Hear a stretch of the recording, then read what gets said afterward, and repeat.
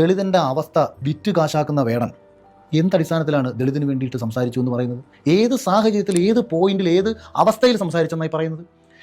പണം വാങ്ങി ഒരുവൻ്റെ ദയനീയ അവസ്ഥകൾ അല്ലെങ്കിൽ കണ്ടു വളർന്ന കാഴ്ചകൾ, അതായത് അയാളുടെ പേഴ്സണൽ അനുഭവമല്ല, മറ്റനുഭവമാണ്. ഇപ്പോൾ സ്വന്തം കുമ്പായി കുച്ചാണ്ട് പാണം കത്തണില്ലമ്മ എന്ന് കലാപമണിച്ചേട്ടൻ എഴുതി വെച്ചത് അയാളുടെ സ്വന്തം അവസ്ഥയാണ്.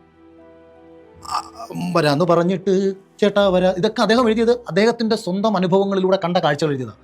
അല്ലാതെ മറ്റ് ലോകരാജ്യങ്ങളിൽ നടക്കുന്ന അവസ്ഥകളും നമ്മുടെ നാടിൻ്റെ അവസ്ഥകളും എഴുതുമ്പോൾ വേറൊരു പ്രശ്നം ഇവിടെ ഉണ്ട്.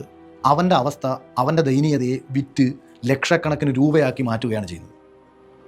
ഞാൻ ഇപ്പോൾ ഇത് ചോദിക്കാൻ നീ ആരടാ എന്ന് ചോദിച്ചാൽ, ഞാൻ തിരുവനന്തപുരത്ത് ആശാവർക്കർമാർ സമരം നടന്ന സമയത്ത് ആ സമരവേദിയിൽ പോയി അവർക്ക് പിന്തുണ കൊടുത്ത് മാധ്യമങ്ങളോട് സംസാരിക്കുകയും സർക്കാരിനോട് സംസാരിക്കുകയും അവർക്ക് വേണ്ട ചെറിയ സാമ്പത്തിക സഹായം, എന്നാൽ കഴിയാവുന്ന സാമ്പത്തിക സഹായം ഒരാളും അറിയാതെ ചെയ്തിട്ട് വന്ന ഒരാളാണ് ഞാൻ. പീഡനങ്ങൾ ചെയ്യുന്നില്ല എന്ന് നമുക്ക് പറയാൻ പറ്റില്ല. കണ്ടിട്ടുണ്ടോ?